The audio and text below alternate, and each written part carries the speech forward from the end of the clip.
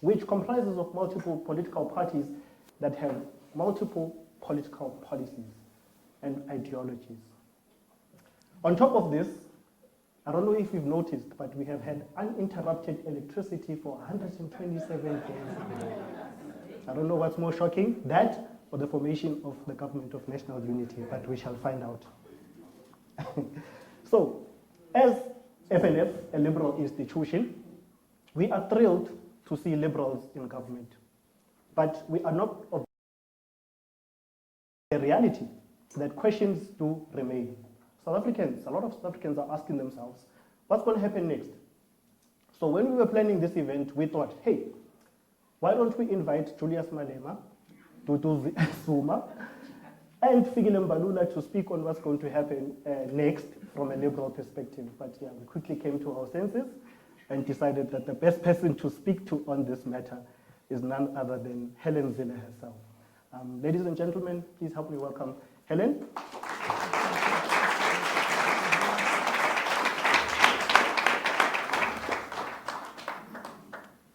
So we've broken down tonight's session in 3 sessions. We are firstly going to start at reflecting, looking at what has happened in the recent elections. And then we are going to speak on the negotiation process, a part that Helen mentioned earlier on that she also enjoyed. And we are going to look at the way forward. What will happen next for South Africa and what does that mean for the Democratic Alliance? So, everybody prior to these elections was speaking about the contestation. These were the most important elections in South Africa's democracy. But the voters didn't turn up. And we saw a low voter turnout on election day. Helen, to start off our session tonight, in your perspective and in your experience, what do you think is behind that? Well, thank you very much, Mtoba. And if I can first greet the audience and say what a joy it is for me to see so many of my colleagues here who made this election result possible. We're a big team in the DA, and we've reconstructed the party and built it, and now we're firing on all cylinders again. And I would like to thank everybody who's made that possible. I also see my family member here and a school teacher of mine, if you can believe it, who's still here and still following me around. So that really is fantastic, and thank you very much, Wendy, for coming, and my sister Carla. So, Mtoba, you asked, why was there such a low turnout? Now, you've got to disaggregate the voter base of South Africa, as the DA does, because we run our politics scientifically. We do it on the basis of polling, of numbers, and of analysis of the voter base. So our entire election campaign is not primarily geared to convincing voters to vote for us.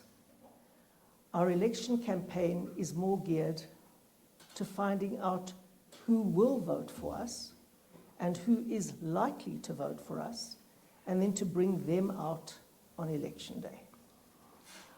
You convert people between elections. You don't convert people in an election campaign. All you can do is convince people to vote for you if they are inclined to vote for you, and you can consolidate their decision if they are for you, but the most critical thing is to motivate them to come out on election day. Now, we do that very well. We box very smart because we don't have huge numbers. And the miracle in South Africa is not that the DA doesn't do better. As Henry Kissinger said to me when he came here in 2010, the miracle is that we do so well on the current base of South Africa's demography. And that is because we have developed politics into a science which during an election campaign focuses on the system that I've just described. And it is hugely labor intensive, so every one of the councillors and MPs and public representatives and activists will know that they're chasing targets to canvass, to register, and to bring out on election day. And our voters came out on election day. The people who said that they would vote for the DA across all population groups came out in their numbers. And we were delighted by that. So that is, in DA's language, called differential turnout. We play scientifically. We have to get more of our voters out to vote than other parties get of their voters out to vote, and then you get that differential. And in this election, we had the biggest differential that we've ever had. The DA voters came out to vote, and many other voters who support other parties did not come out and vote. And that 20-point differential made a huge difference. So the DA voters did come out to vote. Now, why did many other parties' voters not come out to vote? Firstly, in the ANC, the traditional pattern is always this. People feel in their identity that they are ANC. It's less a political choice than a reflection of who people are. Then they fall out of love with the ANC or get cross with the ANC or feel that the ANC's abandoned one of their leaders. And instead of voting for another party, they rather stay home. And that is a pattern that we've seen over and over again, but that is also the first step to people switching their vote. Not always, but often. And often you see people voting for smaller parties first, as if they are crossing a river from an ANC bank to the DA bank, and they hop onto the stones in the river and find out that the UDM or COPE or whatever other party it is isn't such a good political home as they thought, and then they land up with a DA which has one critical advantage over every other party. The DA has a clear political philosophy. It's a classical liberal political philosophy, which is why we're at the Naumann Stiftung tonight, and why the Naumann Stiftung does an enormous amount to support us getting the results that we do. And we'd like to thank them very much for that, as we always do. We have a political philosophy, but most critically, we have an entire party machine. We have structures, we have systems, we have processes that everybody understands. No one is above the law, everyone can be involved, and we work as a system, which no other party does. There's what the leader says and everyone else shuts up. That doesn't work that way in the DA, even though Gwedi Mantashe says to me, Zille, you are not the boss. The first person who knows they're not the boss is me. Yeah, that's good to know. You're not vulnerable, Mtoba, don't worry. Following up on that, which you also speak on the loss of ANC voters and the other political parties. What we have seen, though, is the rise of the anti-constitutionalist movements, such as the MK. What's your take on that? How do you feel as a liberal on the rise of these, far left voices in our political system? They are now the official opposition, MK and the EF. Well, MK is the official opposition, and they work together with the EFF. And it's really nice to say that the radical left are now in the opposition. I mean, they could be in government, which would be much worse. So that was the whole point of our election campaign, to keep them out of government, which we succeeded in doing. The important thing is, and to go back a little in history, as I think all my colleagues will probably yawn when I remind them of this, but in 2013, when the EFF came on the scene, I drew a triangle in all our meetings, if people remember, and I said, our real competitor in South African politics is the EFF. Why? Because the EFF knows what they stand for, and the DA knows what we stand for. The EFF stands for a system in which the leader controls the party controls the state controls society and the economy. That is the exact opposite of what the DA stands for. The DA stands for the rule of law, constitutionalism, small government, federalism and devolution, and a market-based economy to drive investment, growth, and specifically jobs. And that is what we stand for, the dead opposite political philosophy. Now, what does the ANC stand for? No one knows, nor do they. They're the last person who know what they. You hear the mantra now and again, non-racial, democratic, non-sexist, they're none of the above. None of the above. And really what they are is a party that stays in power because of patronage, because they hold power and because they can dispense the goodies and the jobs and other things. And when a party is only held together by that, it's only a matter of time before it comes apart. And when a party like that loses power, it disintegrates completely because the power that they've got to dispense those things is taken away and they've got nothing left to fall on. So you've seen what happened to the ANC in the Western Cape. They hardly exist anymore. They've disintegrated almost completely. And we are now seeing in the rest of the country that Zuma wasn't on the scene in 2013, but he's also come into that space. The leader must control the party must control the state, exactly the same kind of space. And it's now them versus the DA, and my prediction is over the next 10 to 15 years, the ANC will continue to crumble. And the big challenge is, will the constitutionalists win that race? Will the constitutionalists be able to get together in a realignment of politics so that we can continue governing this country as a viable democracy? Or will the EFF-MK win that race? As the ANC disintegrates in the middle, what is going to happen? And our job is to be in government, to govern so well, and to show people the DA difference in government, that we can consolidate the non-racial democratic centre as the party of government in South Africa with a lot of people who are not currently in the DA. We have to build this new majority. Interesting. My next question for you actually builds up on that, but before we continue, I can see that you are very uncomfortable with the microphones. Well, you see it's going on this, and it's chafing when it comes on here. Yeah. Then the sound, doesn't matter, I'm not uncomfortable. I've had more uncomfortable things in my life, believe me. But we do not want to add to them, so please can you use this handheld? When I get this handheld, I usually sing, so. Please go ahead. Much better. Okay. So yes, so building on to that, in the build-up to the elections, we had the formation of the multi-charter party, the Moonshot Pact. But the performance of the Moonshot Pact, in your perspective, why do you think that the DA and to a lesser extent the IFP were the only political parties to hold? Well, the IFP didn't really hold in Gauteng, did they? The only party that went forward is the DA, of all the parties in Parliament. Obviously, other parties, tiny parties, went up because they didn't exist the last time. But the only parliamentary party that went up was the DA.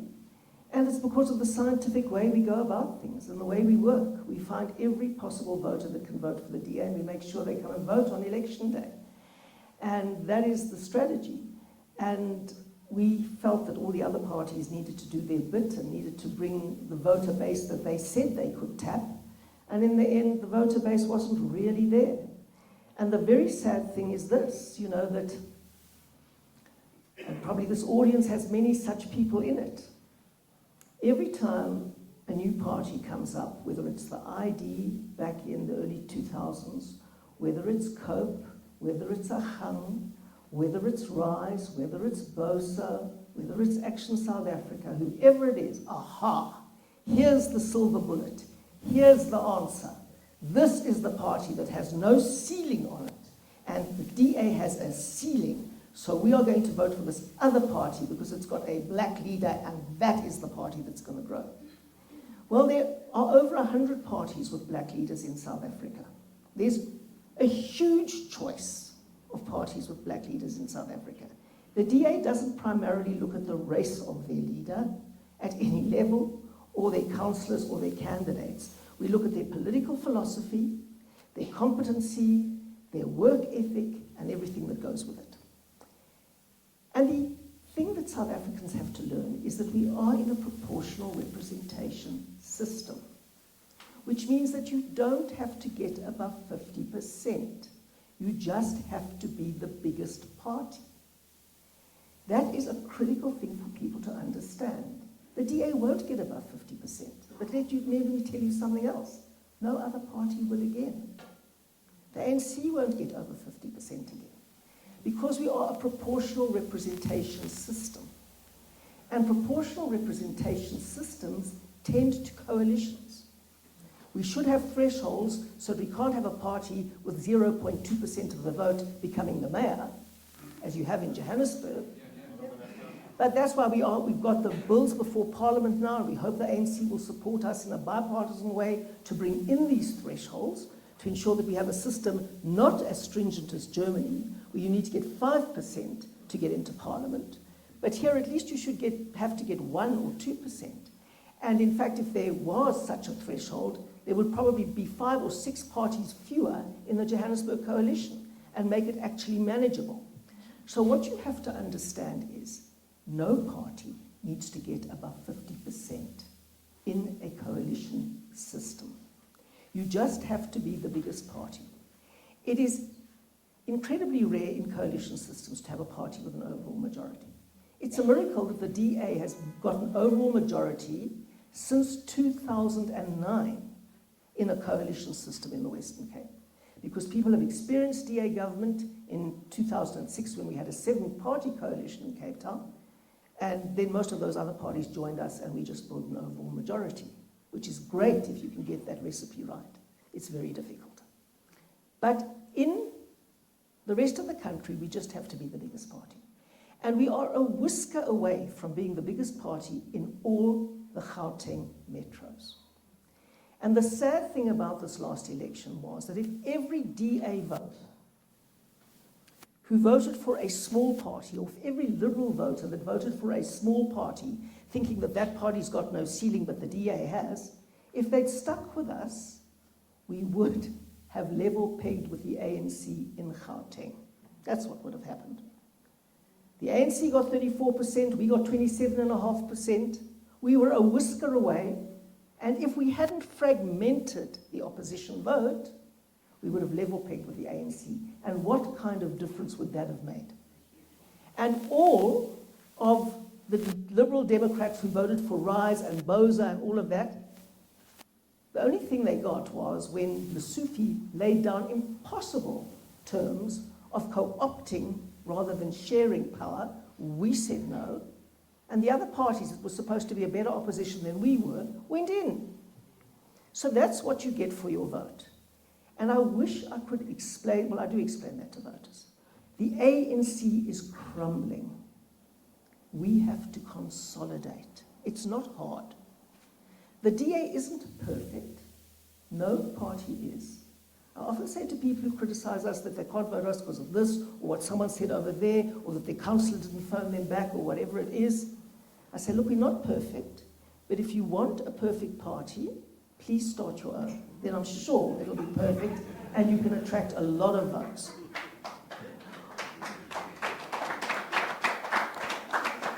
We are the best there is.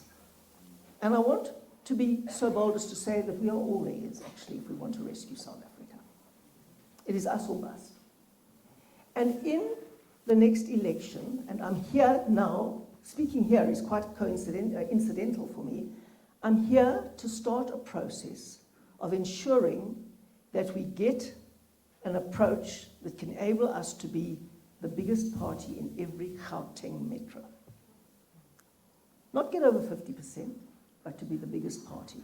And we can do that if everybody understands the political parameters and doesn't go into cloud cuckoo land about how a new party can suddenly have no ceiling and become the government. Sorry, it was a long answer, but I thought I'd get some things in there. Interesting. The way you started it, I remember hearing a quote with the formation of the new political parties ahead of most of our elections, that South Africans love new things, but we don't actually turn up for them when it actually matters. Moving on to the negotiations, when it was clear that the Moonshot Pact numbers were low, how concerned were you about the Doomsday Coalition becoming a reality? Look, the risk of the Doomsday Coalition, that is the ANC, the EFF, and the MK coming in, was always a really serious threat. And we'd said that during the election. Some people said, oh, swart gevaar on this. We said, not swart gevaar, totalitarian gevaar. You know, political philosophy doesn't have a color. We don't like that political philosophy, and it is a massive risk to South Africa, and we have to stand against it. And when the ANC fell to 40% and we got 22%, they started looking for negotiation partners.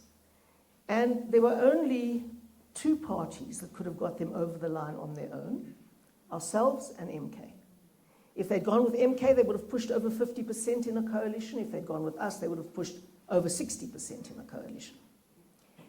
And we were worried that they might go with the EFF and MK, but there is such bad blood between Jacob Zuma and Cyril Ramaphosa that we thought it was a long shot. At some point in the voting, we thought that the MK was going to win an outright majority in KwaZulu-Natal. And our polling was the only polling that showed just how rapidly MK was growing during the election campaign. No one wanted to believe us. And our polling just before the election put the ANC at 41%. So we were right there. Now, we had to follow a very careful strategy as we went into those negotiations, because we had promised the voters that if we do one thing, we will save them from the Doomsday Coalition. And the only option we faced then, given the fact that, as you say, the multi-party charter had not given us the results that made us enable us to get over 50% together, the only option to do that was to get some kind of deal with the ANC. And ANC could not do a straight coalition with the DA. They could not, because they would have blown apart internally. They were too divided internally.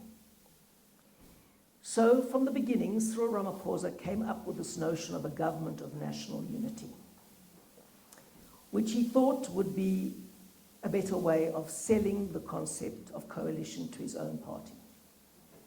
Now, this, of course, is not a government of national unity, because a government of national unity brings all parties together, which would have had to include the EFF and the MK party, which it did not. But it still gave the president the fig leaf he needed to bring in all sorts of smaller parties to say, I'm not in a coalition with the DA. Now, the truth is that we are actually in a coalition, because a coalition means that if a party withdraws from the coalition, the government falls. Now, none of the other parties, none of the other 9 parties in the coalition have any leverage at all on the ANC or on the government. They can pull out tomorrow, it'll make no difference. And when you've got no leverage, it means that you're basically a captive in that government.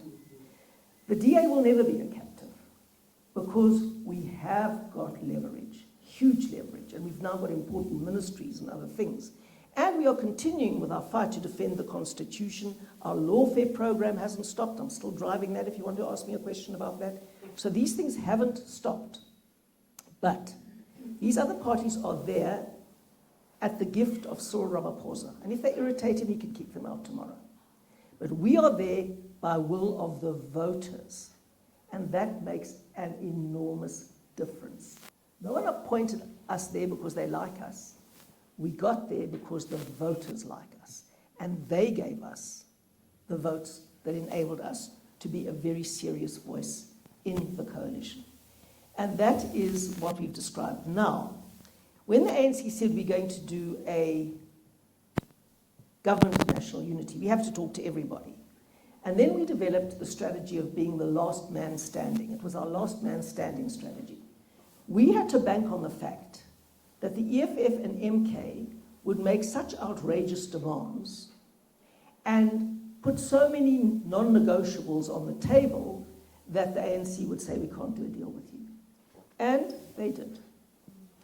Apparently, the first meeting between the EFF and the ANC went incredibly badly, with all kinds of insults flying all over the place. I was on my best behavior and being very nice and being very charming, as I can be sometimes when I make an effort. And they came with impossible demands. And we didn't start with a whole lot of demands. We started with an analysis of their manifesto and of our manifesto.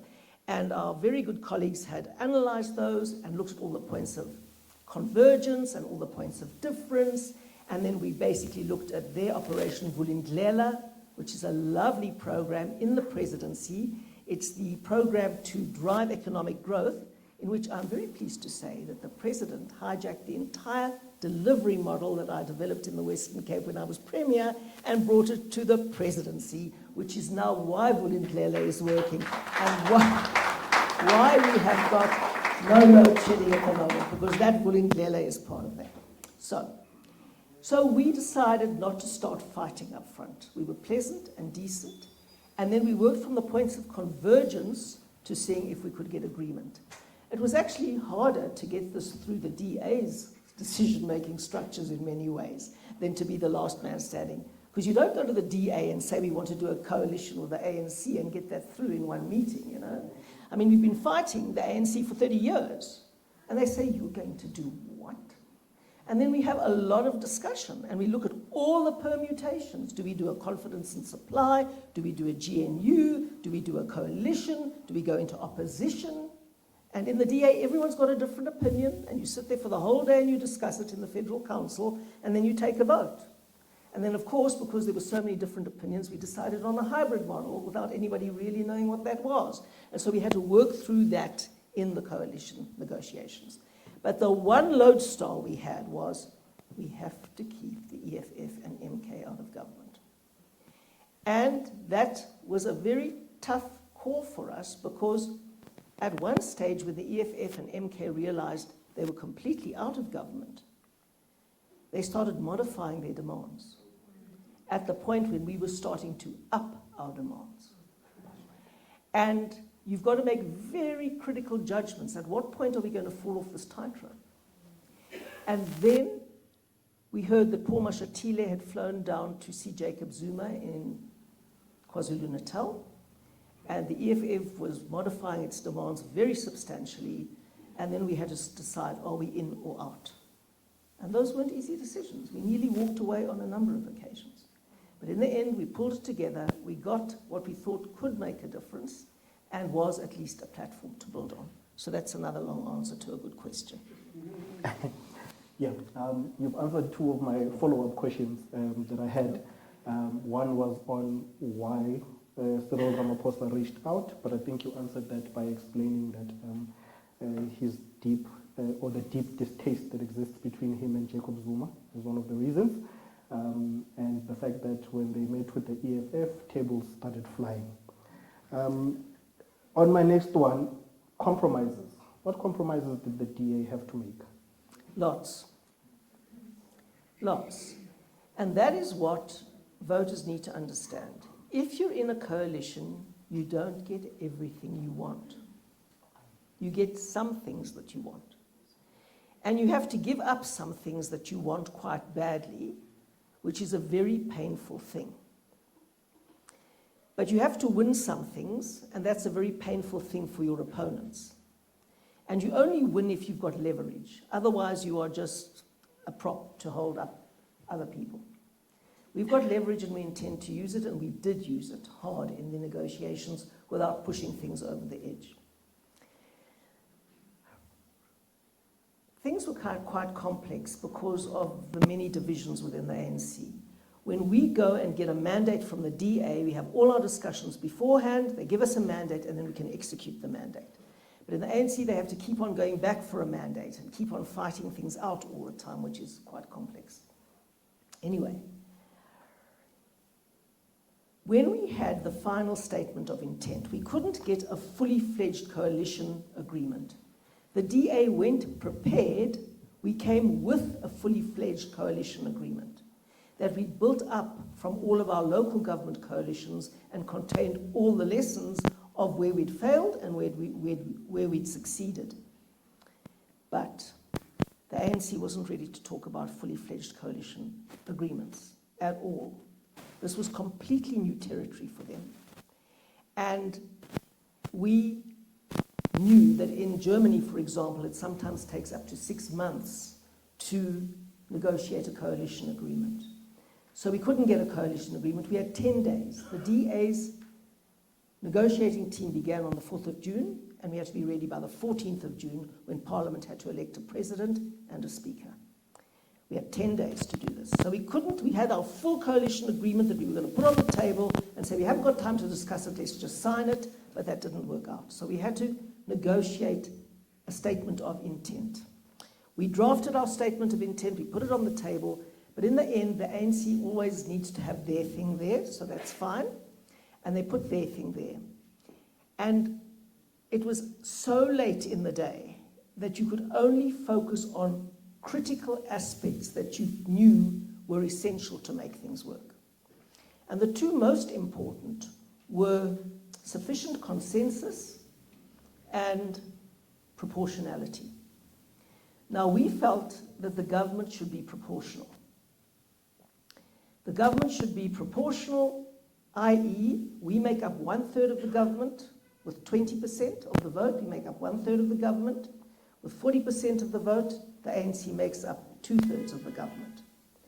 And that when we got to agreeing on principles, policies, etc., principles and government priorities and all of that which we'd negotiated by then, the critical thing that was left was proportionality.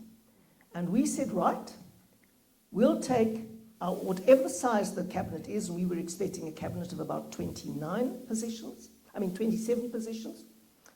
And we said, we will take 1/3 of those, and you will have 2/3 of those. And if we want to bring in any other parties, we will proportionately give away positions to other parties. We also knew that that would be a way of curbing the ANC's desire to bring in everybody, because it would also mean that they would lose positions. And given that would be a 2/3, 1/3 division, they would have to give up 2 positions for every one that we had to give away to keep the ratio right. And that's what we proposed, and that's what we thought we had. We had everything together on the night of the 13th of June. But we could not agree on the proportionality clause, nor the sufficient consensus clause, which was the other big issue. The sufficient consensus clause. We wanted to define sufficient consensus, not just leave it as a nebulous thing. They wanted as little detail as possible. We wanted as much detail as possible, because we know how the ANC works. It goes on a nod and a wink, and then it does what it likes. We like the details and the definitions to be there, and we like it to be in writing. So that wasn't right, and we sat late into the night on the 13th of June, and at about 2 o'clock in the morning, it was just me left on our side and Phoebe Potgieter left on the ANC side, and I had a few of my colleagues from the governance unit with me, and we were hammering this out between us. And at 2 o'clock in the morning, Phoebe Potgieter said, no, this is now going up to the presidency. So at 3 o'clock in the morning, I had to brief John, I don't know how pleased he was about that, about what the critical things give up to go into Parliament the next morning. And I said, these are the critical things. We have to have a definition of sufficient consensus, which we defined in such a way that you would not get sufficient consensus unless the DA and the ANC agreed on something. Otherwise, there wouldn't be sufficient consensus. To avoid a situation where the ANC could pack the government of national unity with their proxy parties and then suddenly say we've got a majority over the DA. So we had that definition, watertight, and then we had the proportionality definition as I've explained it. That was clause 16 for proportionality, 19 for sufficient consensus. Fine.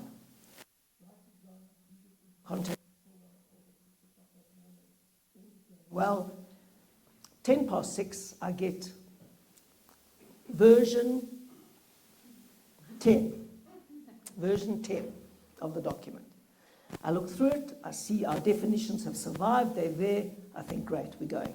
I get up and I'm now going to the convention centre and we're going to nominate and support Toko Didiza to be the speaker and Cyril Ramaphosa to be the president. 10 to 8, as I'm trying to leave the house, I hear my phone ping again and I look, and now there's version 14. From version 10, 2 hours before, to version 14. I look at this, I think, what? I look quickly at the critical parts of it now because I'm trying to get dressed and brush my teeth and do other things. And I look at it, oh my God, they've changed it entirely. They've changed it entirely. And I told John, I said, we haven't got an agreement. We cannot go into Parliament and vote for this. Anyway, in the end, the question was, what did we compromise on? We compromised on the proportionality clause, but I refused to compromise on the sufficient consensus clause. So in the proportionality clause, we ended up with a real word salad, I'm afraid, a real word salad, which incorporated proportionality, which incorporated the outcome of the election, which I insisted was there because I said this is reflecting the outcome of the election. It reflected inclusivity, which the ANC wanted to include, and it reflected the national interest, which I really don't like because that's a weasel word, and it always means the ANC's interest. But anyway, we compromised around that, and we got that word salad in as the proportionality clause 16, and then I stood firm on the sufficient consensus clause, which they did not like. And we did not have an agreement, even when Judge Zondo, at 11:30, I think it was, called for nominations for the speaker. We didn't have an agreement. And I said, we cannot vote for the speaker. And I'm sitting there doing all of this on my cell phone with a cracked screen and WhatsApping everybody and SMS, and so you can't nominate this, you can't vote, call for a break. Thank God, Floyd Shivambu came to my rescue. Floyd Shivambu got up and said, Chief Justice, we need a break. We need a body break or a caucus break or whatever. And I'm WhatsApping my colleagues, I'm saying, support Floyd Shivambu. I think it's the first and last time I'll ever say that in my life. Get the break. And the Chief Justice was rolling on, and John WhatsApped me back and said, no, the CJ is resolute. And I said, well, we've got to be equally resolute. Anyway, in the end, Floyd Shivambu won that bout, and we had the break. And then we could get the document signed. But by that stage, the ANC realized that we were not going to vote for them unless we got the sufficient consensus clause through. And we got it through. So the short answer to your question is, we compromised on the proportionality, we stood firm on the sufficient consensus. But just to answer that way doesn't give anybody a sense of how it worked. So I had to give the long answer.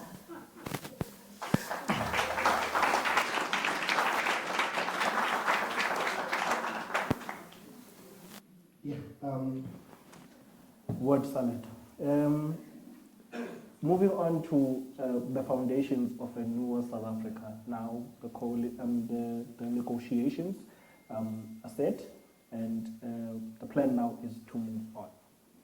But in Gauteng, there is no government of provincial unity, and there might be concerns about how solid the government of national unity is, and its prospects going forward. Well, I think the prospects of the government of national unity are much, much more solid than the prospects of the minority government in Gauteng, to be frank. You know, we went into negotiations for the government of provincial unity in good faith, but the ANC literally had no good faith in Gauteng, absolutely none. They were not honest with us, they were not upfront with us. As I say, we got 37% of we got 27% of the vote, they got 34% of the vote. We were nearly the size that they were. And there was no sense that they understood that they lost an election. None at all. They thought that they were there to dish out to grateful supplicants a few positions here or there. And we said, no, it doesn't work like that. We're here to share power, not to get a few sweeties from teacher. And we're going to share power proportionately to what the electorate said, not what you say. And you have to understand that you lost an election and that we were nearly as big as you and that we would have been as big as you if we hadn't let our vote fracture in the way that it did amongst all the newcomers to the scene. And they wanted to give us literally the deputy speaker and 3 positions on the executive that had 3% of the entire budget of Gauteng. And I said, there is no way. Then we just become captive of you. We can't deliver anything. We can't do anything for our constituents. We cannot change the way government works here. It's not going to happen. But before we got to that point, they tried to con us. They tried to say, look, there are 10 Mako positions, so we'll give you 3, but we won't take the other 7. We'll give you 3 and give some to other parties. So I said, which other parties? Because that's not a unilateral decision that you make. Which other parties? They wouldn't tell us. I said, in which portfolio? They wouldn't. I said, we don't work that way. If we're going to share power, which is what we're going to do now, it means that you level with us on what your proposals are, and we tell you whether we accept them or not. And if we don't accept them, you either meet us halfway or we go into opposition. In the end, they said to us, well, you know, we can't really say anything more because it is true that we only wanted to give you 3 and we wanted to keep 7. And I said, you really did that? You really tried to con us in this way? Thank you, but no thanks. So it was real bad faith.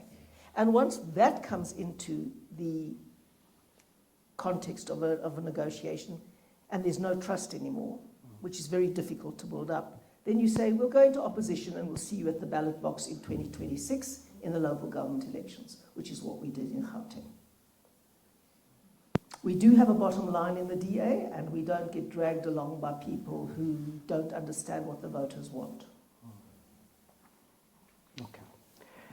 And then, regarding the status of opposition in South Africa, we've heard Action SA say that they're willing to work with the ANC in the province on a case-by-case, or in the city on a case-by-case basis. What is the status of the Moonshot Pact at the moment, considering that, as you mentioned, who is currently in the official opposition in South Africa? I know that South Africans are so used to having the Democratic Alliance in opposition. I remember even in one of the interviews with Carte Blanche, you were asked, shouldn't the DA have stayed in opposition and governed from opposition, even though that's impossible? But yeah. You can't govern from the opposition. That's very important to understand as a kind of point of departure. But that doesn't mean to say that an opposition doesn't play a very important role. Of course it does. Its role is accountability in a democracy. But the multi-party charter, the Moonshot Pact, died a natural death at the election. And I'm interested to see that Herman Mashaba said that not in 300 years would he ever do any deal with the ANC. But I suppose time is what you make it, as a colleague of mine said. Yes. What happens if Cyril Ramaphosa is removed? That's a very important question, and it's a very serious question. We know that the ANC is not averse to removing or recalling, as they call it, their presidents. And I'm not sure when the next ANC Congress is. I think it might be in 2027, but I'm not 100% sure. I think it's in 2027. The ANC also does polling, and they're getting good at it. So they knew the numbers before they went into this election. That's why the president had his speech on SABC, in which we say he abused the platform for a party political speech. And we're still continuing with our court case on that, because I'm not going to give up all of those crucial constitutional defenses just because we're in a coalition with them. So the ANC does its polling, and it knows that its trump card is Cyril Ramaphosa.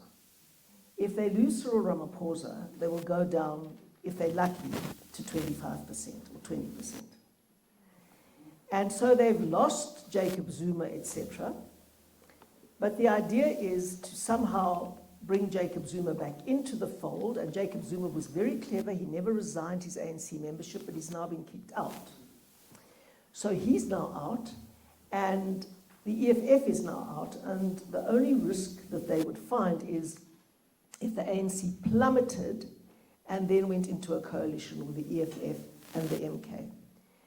But I think most people in the ANC understand what that would actually mean for South Africa's economy. One of the strongest things that we had in the negotiation, the strongest lever the DA had by far, was the value of the rand. Every time things were going well, the rand went up, up, up, up, up. Every time things went badly, the rand plummeted. The bond market was exactly the same. It was extraordinary. I've tracked the value of the rand against the timeline of the negotiations, and it's an absolute correlation. Once, I think it was on the 11th of June, when we were supposed to have a negotiation, the ANC just didn't rock up. And we waited the whole day and they didn't come. So I just told a journalist, and they wrote about it in the newspaper the next day. The rand, right down. Now, I didn't do that to get the rand down. I do that to say to the ANC, don't mess us around, you know. Don't mess us around. If you say you're coming, we want to see you. And Tony Leon was so funny. He sat there with his book, and he marked every time anyone was late for anything on his book. So I'm sure he's going to write another book about these negotiations, and there you will see what time every single meeting started and who was late and how late they were. Tony was very funny about that. So yeah, that's your answer. In conclusion, the DA is now in government. What does a newer South Africa look like? What's the next 5 years going to look like? I know you had mentioned in also one of your previous interviews that we are certainly not going to see quick fixes. It might take some time. There's no silver bullets in South Africa. No. Yeah, like what does it look like? What does the future look like? And what does also the future for the Democratic Alliance look like? Well, the Democratic Alliance is a machine. We're an institution, and we are made up of internal institutions, and they work. And it's because of all my colleagues that they work. Poor old Anshandrea, who's sitting here, thought she was going into retirement. She had nothing of the sort. We use her every single week. We're either sending her to be an ombudsman on a selection panel, or the chairperson of a selection panel, or we're sending her for 3 months to sit in a Durangon municipality to mentor a mayor, or, you know, we've got a whole network of things that do different things. I think Anshin longs to be back in Parliament now, because it must have been easier there than to do all the things that we're asking her to do now. So we've got systems, processes, structures, they work. And there are 3 things that you need to run a political party. And frankly, and very honestly, and not so humbly, the DA is the only party that's got them. You need a fundamental political philosophy that informs everything you do. Not only your policies, but the way you behave, your systems, your processes, your structures, your analysis, your instinctive response to issues is all informed by our core political philosophy. That's what you need. Then you need strong internal institutions, systems, structures, processes that work. It takes us more than a year to choose our candidates for Parliament. They all go through a rigorous process. They are all almost crawling at the end of it. But most people say that it's fair when they get to the other end, and at every single stage of the process there's an appeal. So it is not the leader or the chair of the Federal Council or anybody else picking who gets where. There's a process. And in every single thing we have a process. We have disciplinary processes that work, etc., etc. And it's a huge and complex machine. And business people who come in and want to say, you must just do a bit more PR and then you can do that. They come in and their jaws drop to see how complex it is to run a political party. It's not easy, as some people who were backing Roger Jardine learned the hard way. I mean, I don't know how much that cost them, but I mean, they got the 3rd most money of all political parties that was declared as it should have been, and it is hard. So that's the second thing you need. The third thing you need is strong core intellectual base of that party. If you lose that capacity to analyze, and if you lose that capacity to give leadership at every single level, you're not going to make it. And when you start losing quality people because you haven't got proper systems that work, and because quality can't reach the top, then you start crumbling. So the ANC looks at somebody like Jordan Hill-Lewis, who is a young, progressive, highly capable young man, and they say, why does a guy like that come to the ANC? And I said, well, why would he ever? You'd look at him first and you'd say, you're white, so sorry, you can't go anywhere. And you haven't been here for 40 years, so you can't get a position until everybody else who was here before you, not on your merits, but who was here before you, gets into the queue in front of you. And no one can get anywhere because they're good. They get anywhere because they picked them. Then you just lose quality. Our job is to get quality, to concentrate quality, to crowd in quality. And the number of outstanding people we've just pulled in from nowhere, names that we've never heard because of our open process.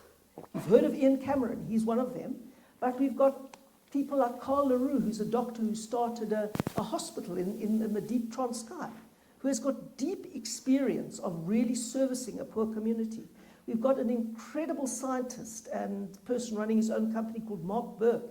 He's Afrikaans, believe it or not, but he's unbelievably, well, he's running an incredibly successful business, and he says he wants to do something for South Africa, so he puts his hat in the ring, he goes through a grueling process, he comes out at the top, and there he is.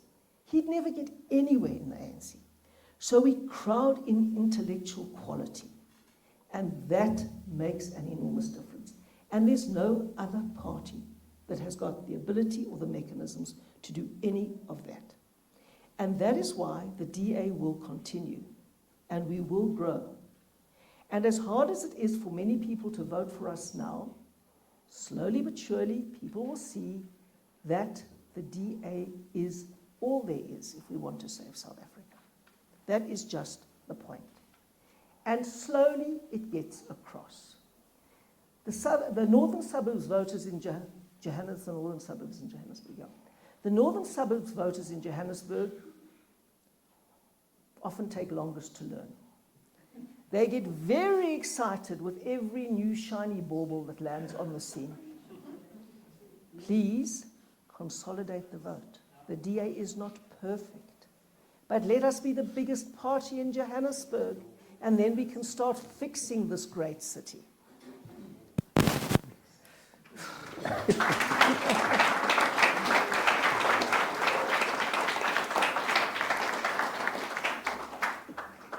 Thank you very much, Helen. We are now going to open the floor to some questions from our audience. We are taking one round inside and one round outside of 4 questions with a roaming mic.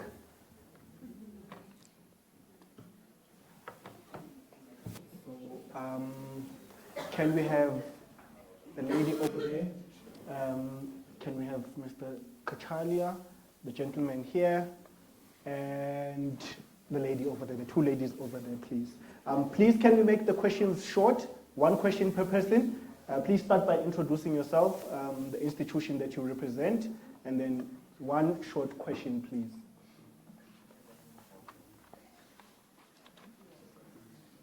Yes, you can go. Please.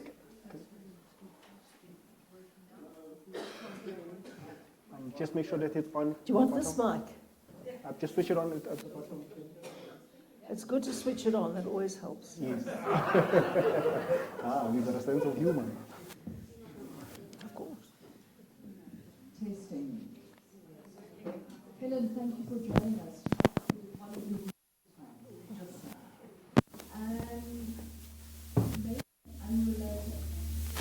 This is funny. This is going weird.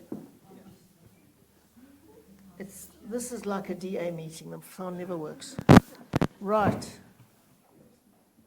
Go ahead. My name is Stephanie, and I'm just Good. Maybe an unrelated question. Rinaldo Ghuys, could you talk to us a little bit about that? We've heard so many noises and, Member of Parliament, he's been disciplined, now he's back in Parliament, and just wanted a bit of clarity on exactly, and you probably can't get too much into it if he's still being disciplined, but what are the facts there? Thank you. Thank you. I think we can also hand the mic over to the lady next to her. Yeah. Oh, thank you so much. I don't know how to actually address you, but Helen. I'm a Pan-African feminist scholar that's at Wits University, and I think it would be unfair for me to speak without even saluting you, not for anything else, but the leading role that you played in the negotiation process. I think we were part of the independent observer mission, and our strong interest was around women participation before, during, and post-election acts. And when the issued idea, the notion of the GNU negotiations began, we're like, oh, we're just gonna watch and observe whether women are gonna play any instrumental role. And here you come. My team apparently wanted to actually come here and salute the role that you played in representing us women, despite, whatever, I know there are lots of challenges that are related to women participation in politics and influencing policies and driving the seat and all those kinds of names and naming and shaming and stereotyping. But that's not now my question for the day. I think I'm very, very much impressed and intrigued. My name is Janet Munakame. Thank you. Anyway, so I have, I'm so sorry, Chair, one or two questions. One question, One please. question. Yeah, quickly, I think I've heard you making reference to, I think that applied to Eurosandric around the issue of coalitions. And I'm just thinking here, just your neighbor here, Zimbabwe, what lessons do you think you can learn from what happened in Zimbabwe? Don't you see, I'm so, when I'm sitting here, when I hear you talking about the demise of the ANC at some point, I'm also wondering if at all, isn't it a strategy? We know the liberation movements, how they operate, how the main opposition party in Zimbabwe was actually divulged, if not completely, emasculated during Thank the you very much. GNU. Just on that, just the last question is on policy. Ibo. Thank you for that question, Thank you so Janet. much. We have to give an opportunity to other people as well. Policies. Kelly, can we have the mic this side as well?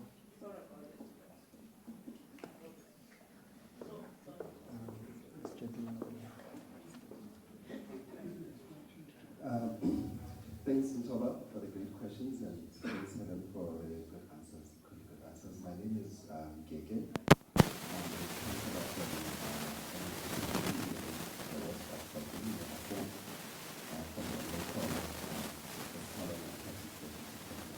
Small on the other parties. Helen, life is obviously experienced at a local government sphere.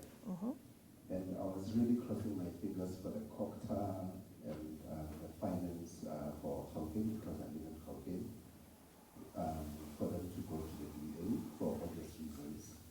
So I would like you to perhaps share some comment on, in terms of your thinking, the DA's plans for municipalities other than the metros, because I think twice you spoke about the metros. And Banyaza is the rising star in the ANC, and he seems to be appealing more to the anti-constitutionalists, quote unquote, and with the ANC conference coming in 2027, if he emerges, then the coalition dynamics will change quite drastically. Perhaps if you can say something to that. And so I'm just going to squeeze in one last one. We are going to take that one question. No, we take one We're question only per taking person. one question, so thank you very much, Keke. Please pause on the mic. Hi, Helen. I'm Khalid Kashali. I'm a former member of the Democratic Alliance. Helen, thank you for your words on process. It helps us understand lots of things. But let's get to content. How does a classical liberal, as you put it, fit with the precepts of the GNU? And how will this advance liberalism and a better life for all based on liberal precepts around issues like land appropriation, PEE, SOEs, in respect of energy and logistics particularly, and other areas outside basic education, agriculture, fishery and forestry, communications, not least human rights. In short, how do you give effect, or how do you intend to give effect to the leverage you say you have? Sure. Okay, thank you for that first round of questions.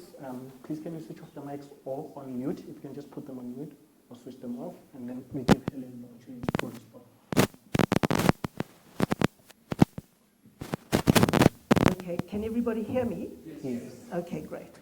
So the first question was about Ronaldo Gous, and I've got to be careful what I say because he's currently facing a disciplinary process, and this is being broadcast everywhere, so I don't want to preempt the process. But the facts that are common cause are this.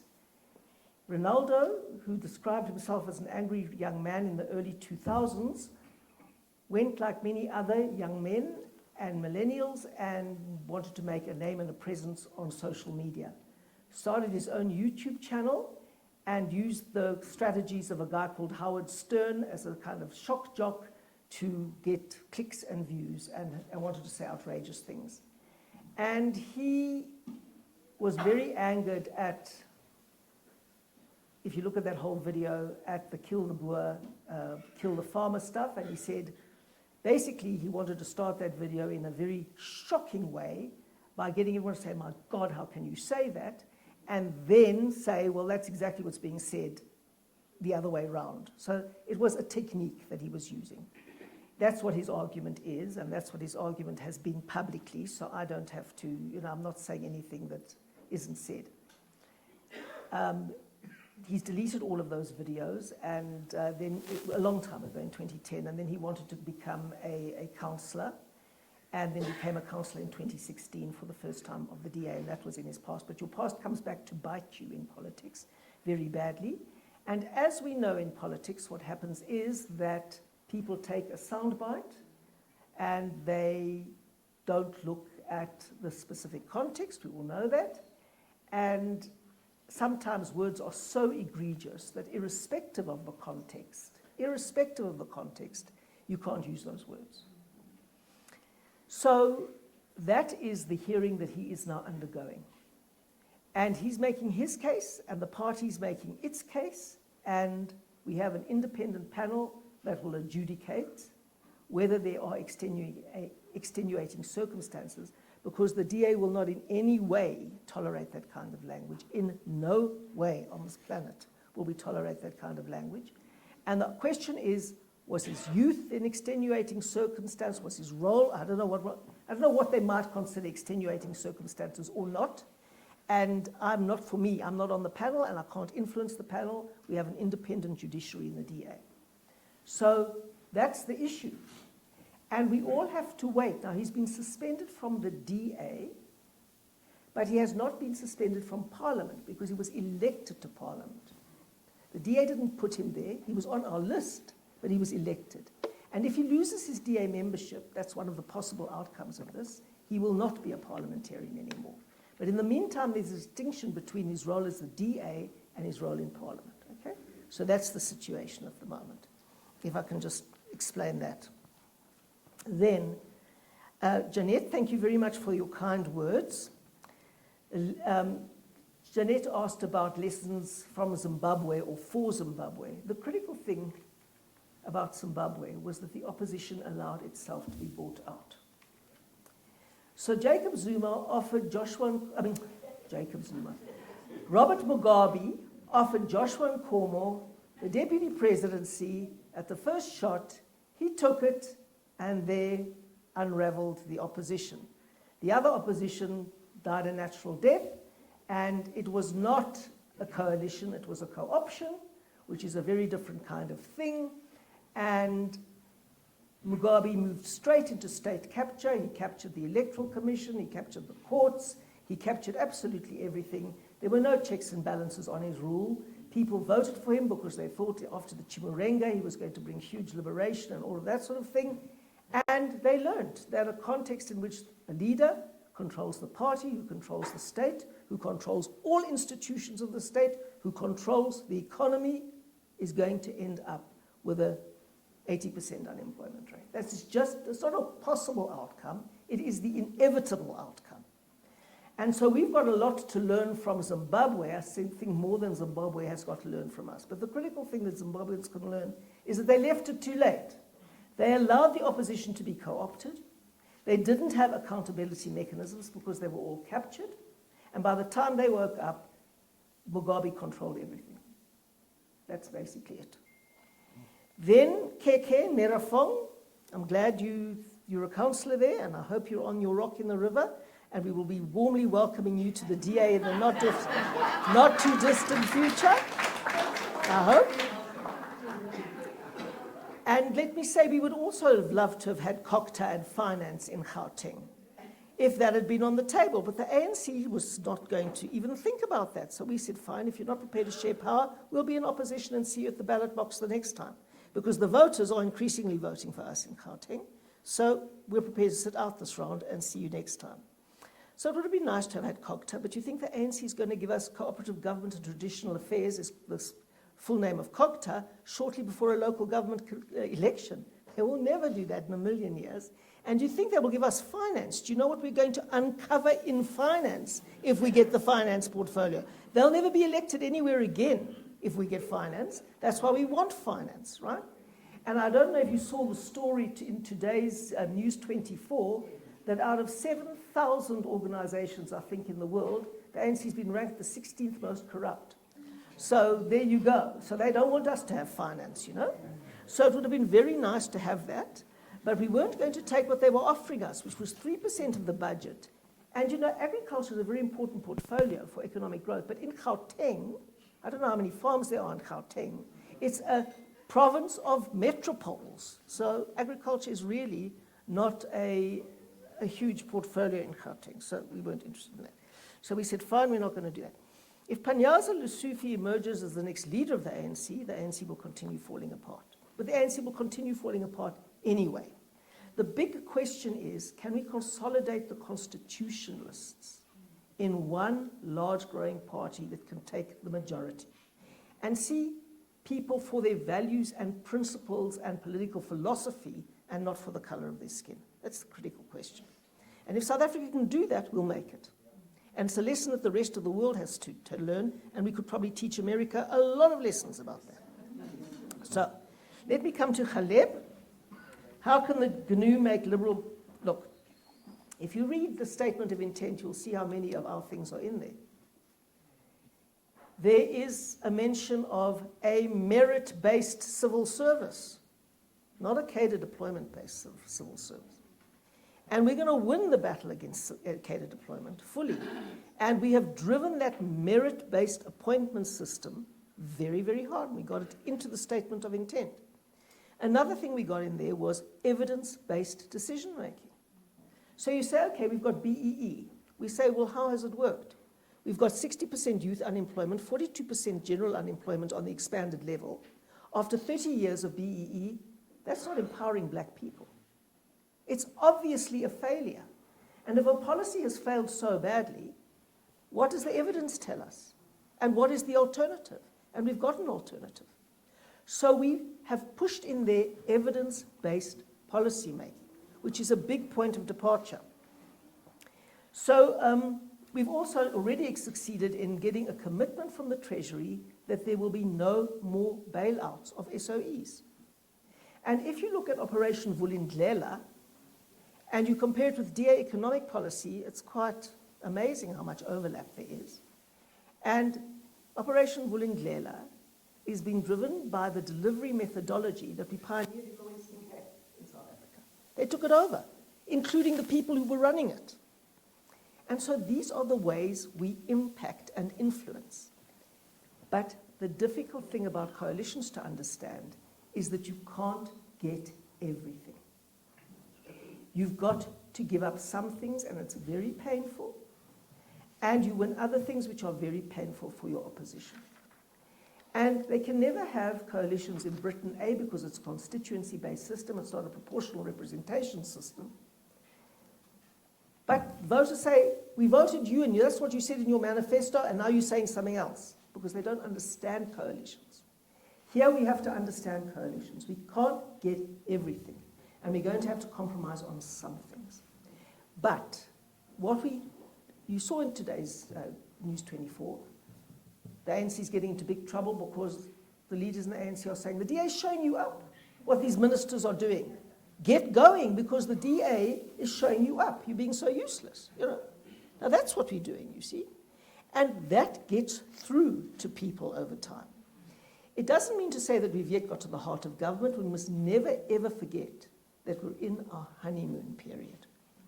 And I know lots about honeymoon periods in politics. I've been through many of them, and I've been through many crashes, because one thing politics hates is someone who's on a gradient going up. So when you go up, you must absolutely know you're going to fall, and then you have to know that you have to crawl your way up again. That's how it is. And if people haven't got the stamina to do it, they mustn't come into this field. So that's exactly what it is for coalitions as well. You go up for a bit, and then you crash, and then you crawl back up. It's an incremental process. As Colin Eglin said, it's the politics of the long haul. Thank you very much. We are going to have our second round of questions. Do we have from our guests who are outside? I thought we were going to bring them inside. Selected 4. Ngenake. Kalabangeli.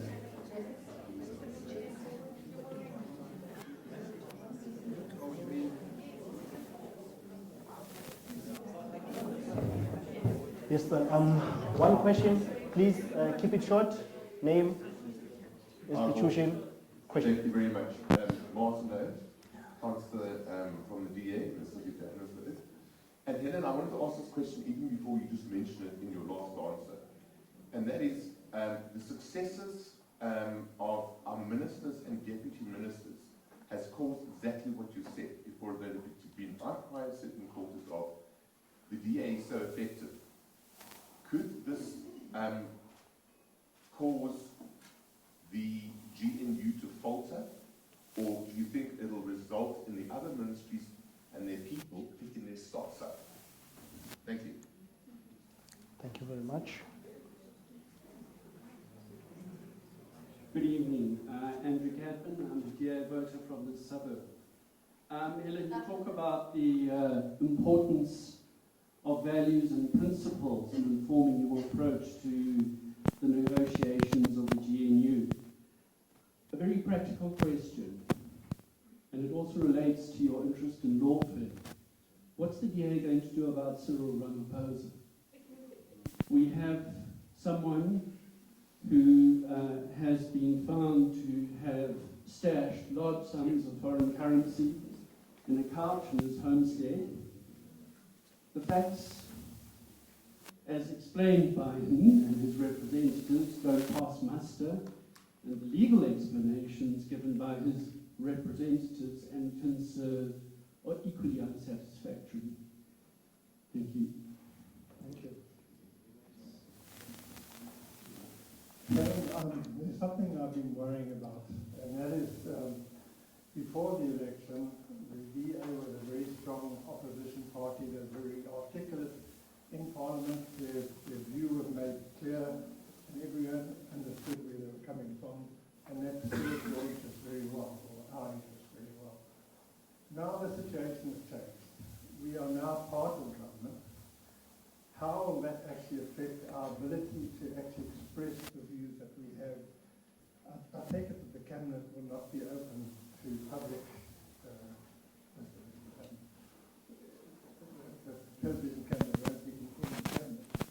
how will we know that your voice is being, or the arguments are being articulated to project our views? Can we have your name, sir? Sorry? Your name, please? Bill. Thank you, Bill. Hello, I'm Griffin Radebe. Sorry, I can't hear. I'm Griffin Radebe. I'm a Wits student, studying politics there. And my question is based on the political literature. A lot of it seems to suggest that the political left or leftist policies are pro-black or pro-African and centered towards black people. Here's Africa, as you've seen with the election results. A lot of the parties that won are either centered or lean towards the right. And when I looked at this from an analytical perspective, I thought, in my opinion, that the political left has seemed fumbled. Now, Sorry, the political left Yeah. seems to have fumbled. Yeah. Now, my question is, in your professional political opinion, why do you think that's the case in a country like Africa, where the majority of population is black? Thank you. Thank you, Griffin.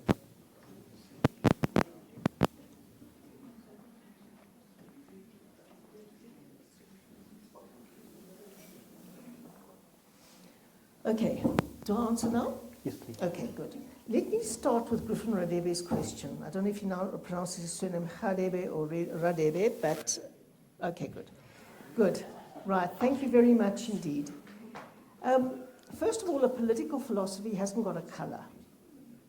A political philosophy is a political philosophy.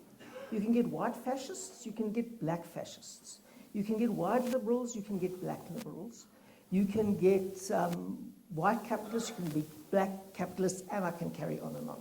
You get the point. The critical question is, how are we going to get South Africans out of poverty? That's the most important question that we can ask. And the evidence is quite clear. In democracies, the way you get people out of poverty is through market economies that generate investment, growth, and jobs.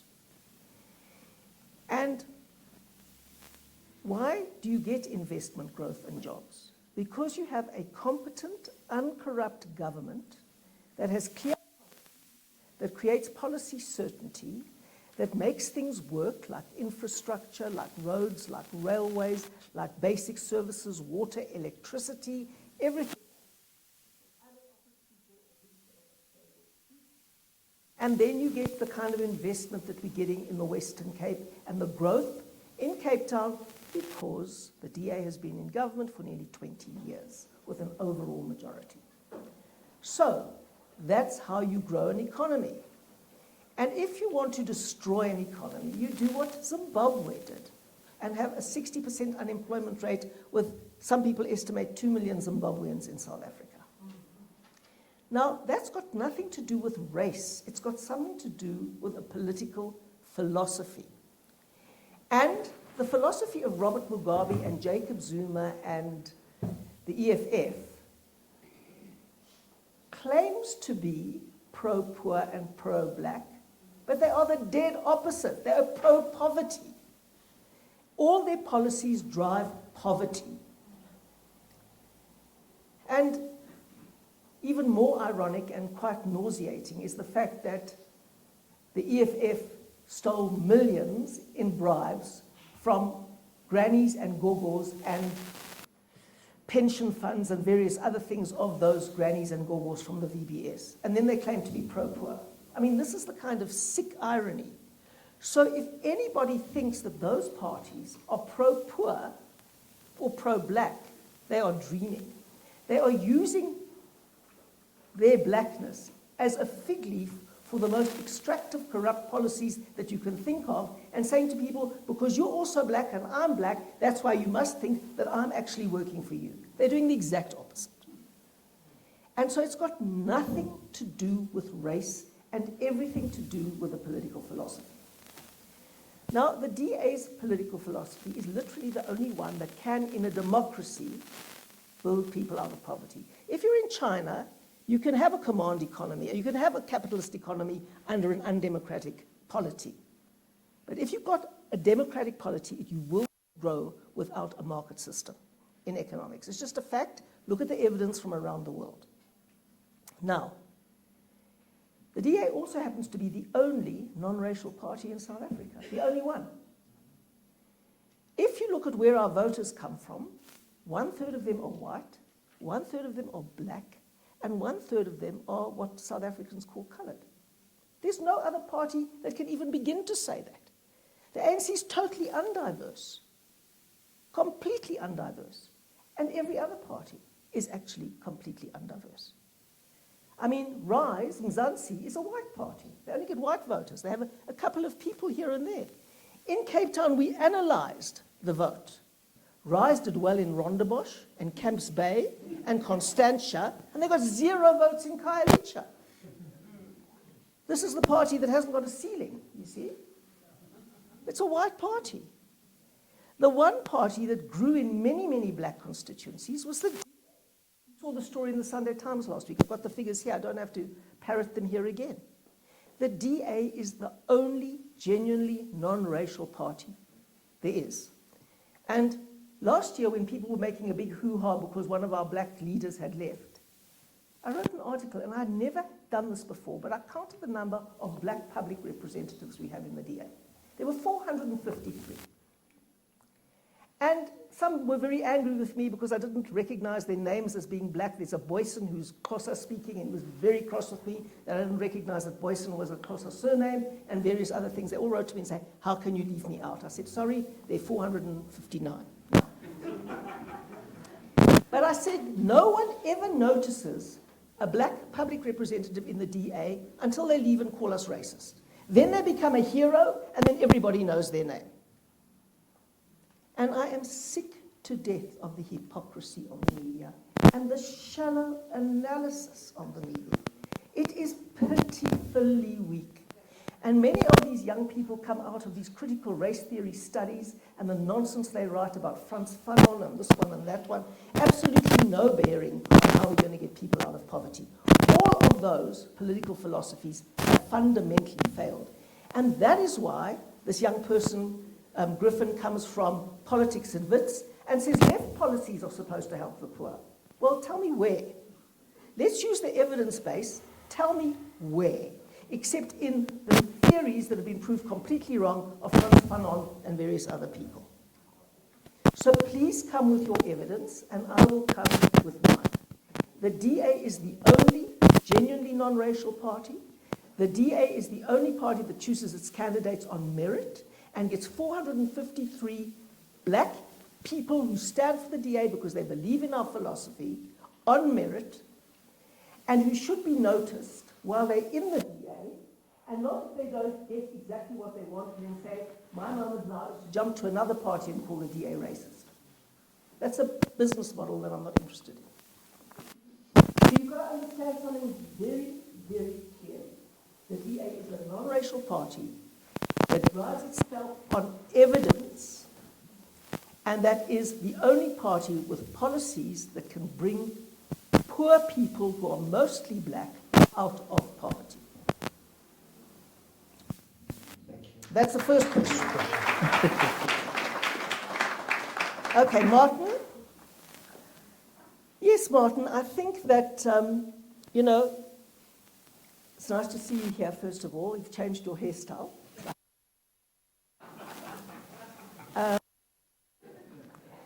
Look, I think at the moment the DA is going to get the rest of the cabinet running across hot coals and trying to up their game, right? They're going to try and up their game, and I think that's a good thing, because another thing the DA believes in is competition. And it's hard when I say to our councillors, who responded very well when I met them on Monday night, I said, I'm going to be looking for lots of competition for you in this election, and they were fine with that, because that's our political philosophy. We want them to have competition, and we want them to know that they will have competition, so that they are the best they can be, so that no competition can come near them. That's what we want. So we want that kind of philosophy of striving to do better, and that's a good thing that we bring into the cabinet. So I think it won't mean the end of the GNU, because they know that the alternative is getting the EFF and other smaller parties in there. then it'll be a race to the bottom. Rather have a race to the top than a race to the bottom, is my view, and I think Cyril Ramaphosa understands that too. Which brings me to Andrew Cadman. Andrew, I'm old enough to remember Radcliffe Cadman. I don't know if you're any relative of Radcliffe Cadman. He was with the old United Party when I was with the Progressive Party many years ago. Now, we must understand what the role of different entities are. The evidence on Phala Phala is out there. The charges have been laid. In a democracy, the police must investigate. Then they take the evidence they find and they give it to the prosecuting authority. And then the prosecuting authority must decide whether there's enough evidence to prosecute or not. And then the courts must decide independently as to whether anybody is guilty or not. And I don't like commissions of inquiry because it's always a way of circumventing the courts. Look at what's happened with the state capture thing. We had a commission, huge amounts of evidence there, nothing happened. Because people think, oh, well, we did something. We had a commission, we did nothing. No one went to jail, no one was charged, etc., etc. So our position is consistently on Phala Phala as it is on everything. The police must do their work, they must take the evidence to the prosecuting authority, and they must make sure that the prosecuting authority prosecutes if there is evidence that shows a violation of the law.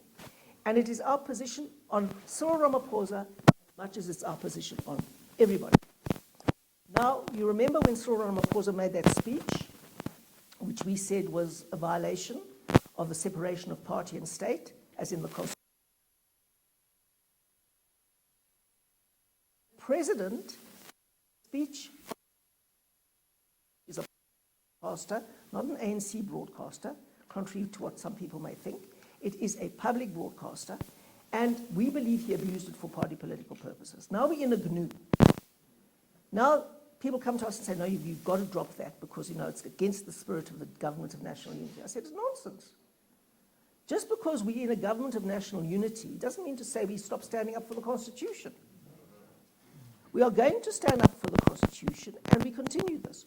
So, the President's lawyers approach our lawyers and say, we want to settle. Lawyers come to me and say, can we settle? I said, we can only consider settling if the President writes us a letter and said, it was wrong to do that. He understands why we think he violated the Electoral Code, and he won't do it again. If we get that letter, we don't have to go to court. He wouldn't give us the letter, so we're in court. And if we lose the case, as we might, we will appeal it. We are not going to back down on defending the Constitution and the things that we believe in, because if we do, we will be captured. And I've said from the beginning, we are not here to be co-opted. We are here to be a power-sharing coalition. And that is what we will do, issue by issue, until we get people to understand why we are fighting for the things that we're fighting for. So that's that. And then Earl, I think he was the person.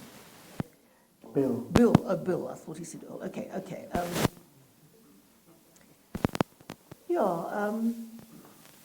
How will we get some of the DA's policies into government? Was that the question? The DA's views. The DA's views. Well, the interesting thing is that at the first Cabinet Lekgotla, they brought the NDP, and we also got the NDP into the statement of intent, because the NDP was a plan the ANC produced under Provin Gordon, Trevor Manuel, and outside people like Bobby Godsell and others. And it was a good plan. And the DA supported it in 2011 when it came out. And in fact, Trevor Manuel said, please don't support it so full-throatedly, because otherwise everyone in the ANC will reject it. So then we toned down. But it's not a bad plan, and it's been resurrected, and it's got a lot of DA stuff in it, which is very good, and we will push those things as hard as we can. Not everything is DA stuff, obviously. We'll get the best compromises we can to take things forward, and on the basis of evidence, we will decide what policies work and what policies don't work. Then, that was Griffin, and that was it. That is it.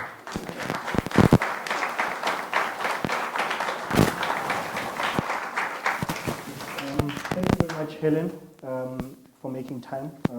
Quite insightful. I think some context to some extent. Feels like we were also there during the negotiations, and also something that we can see about what's going to happen or could possibly happen in South Africa. That is all now left up to voters to decide. Thank you to our guests for joining us as well for our Freedom Dialogue. Please keep the conversation going on social media. If you don't tweet, if you don't post, it did not happen. Careful of Twitter. Just say nice things. Be careful. If you say wrong things or nasty things, they will catch up with you. Don't have a glass of wine and go on Twitter. Thank you very much. I will now hand over to my colleague Kwezi to do the closing for Brother March. Yes, thank you very much for joining us. Please do continue the conversation outside, have a glass of wine, enjoy the rest of the evening, and remember, please join us for our next Freedom Dialogue session. It's going to be in October with hopefully another exciting guest. Do take care. Can I just say thank you very much to the Naumann Stiftung for this evening, but also for the unbelievable support that you give us in all the training that you do, and in all the incredible support that you give us in so many different ways: policy formulation, mayoral training, councillor training, everything. And the only thing that I've got a concern about is Gummersbach. There's so many beautiful places in Germany. Why you had to put your training center in Gummersbach, which is the armpit of Germany, I don't know. But nevertheless, we are very grateful for all the courses that you run in Gummersbach. Thank you. It's a pleasure. Good night, everybody.